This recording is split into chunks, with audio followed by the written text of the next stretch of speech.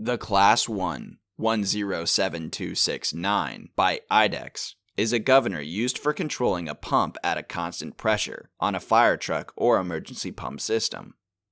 We received this control from a company that reconditions fire trucks, and it was completely dead when we started working on it. We rebuilt the power supply and replaced the display system, both of which were damaged due to corrosion from being used in a partially sealed system, such as a fire truck. As shown in the video, we attached the power and we were able to scroll through all the process settings, which allow for the adjustment of the pump on the truck. Additionally, we also checked the interface inputs using the control box we wired to the module. At ERD, we take great effort to fully check out the repairs we work on and have had very high levels of success over the years.